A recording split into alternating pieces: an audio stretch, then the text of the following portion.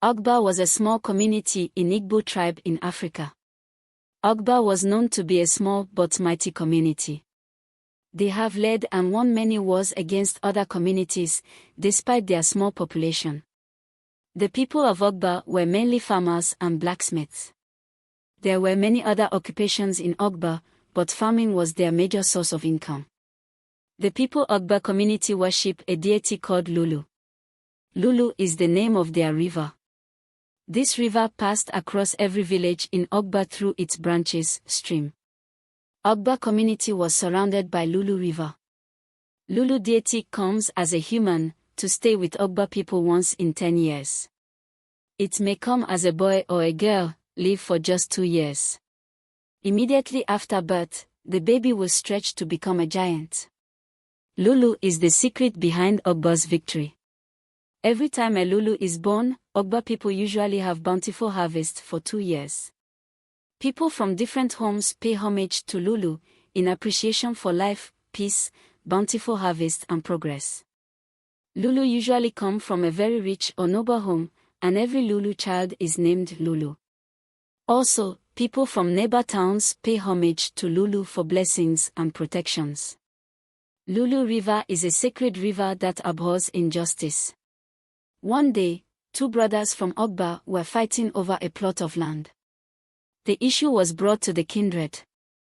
Obi, the elder son, was very generous towards people, so the judgment was concluded to his favor. Oka, the second son, was heartbroken because the land belongs to him. He cried to Lulu River for justice. He bought a goat, a chicken, white chalk and other things for the gods. He knelt down inside the river, crying while reporting the injustice to Lulu.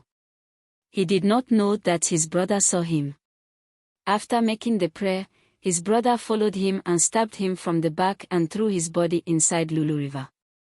In Ogba community, it was a big calamity to kill your brother, but a bigger calamity to stain Lulu River with blood.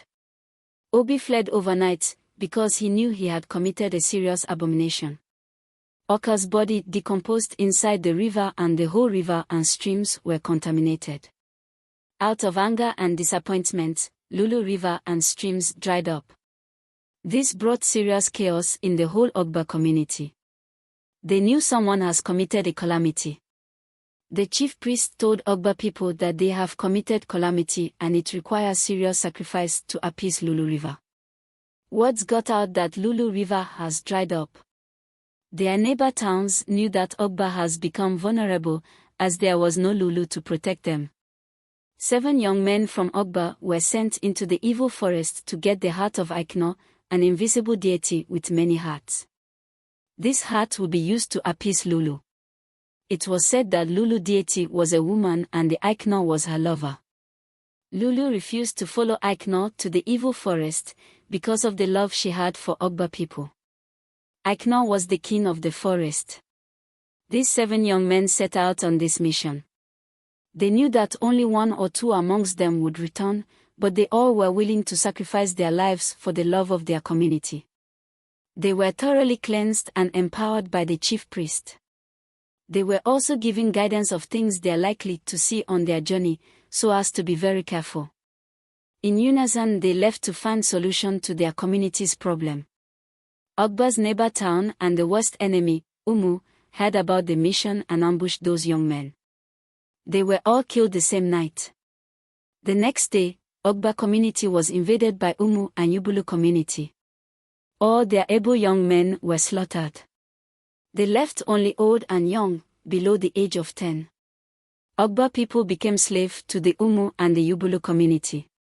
Despite their small harvest, Ogba people were forced to give 40% of their harvest to the Umu and the Ubulu community respectively. They were left with only 20% of whatever they labored for. They never expected Lulu because Lulu River has dried up. Ogba people suffered for 2 decades under these 2 communities. One evening, an old man from Ogba named Okonta was telling children folk tales. The moral lesson of the tale was, don't oppress the weak. Olama, one of the kids, asked Okonta why Ogba people were being oppressed. Okonta sighed, and began to tell them the calamity behind the fall of Lulu and Ogba people. All the children wept after hearing how great their community was. That night, Olama couldn't sleep. She was thinking of how to appease Lulu. It was almost impossible because Umu soldiers have steady eyes on Ogba people. Ogba people were not allowed to gather for meeting, apart from kids. Olama was determined to go into the evil forest to see Aikno, but she needed a partner.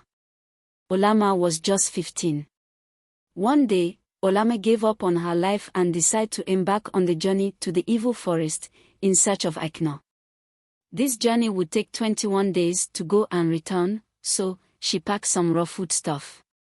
Her parents searched for her for days and gave up. They assume she has been killed by Umu people, because it was common. Before embarking on the journey, Olama met Okonta for some details on how to locate Aikno. Okonta pleaded with her to desist from the journey, but she had made up her mind. Okonta was left with no option than to guide her. One thing Okonta told Olama was to block her ears so as not to be distracted by scary sounds. He also listed 7 dangerous rivers she must pass. The river of noise. The river of illusion.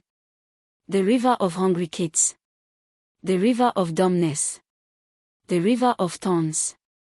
The river of questioning, and finally, the river of the dead.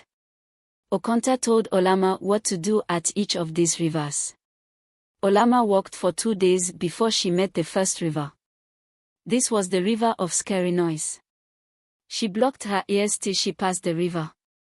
The next day, she got to the river of illusion. She saw many of herself, her mother crying and calling her. Her siblings and friends. Some were even dragging her hand, but she maintained her step. Okonta told her not to tremble no matter the situation. She successfully passed this river.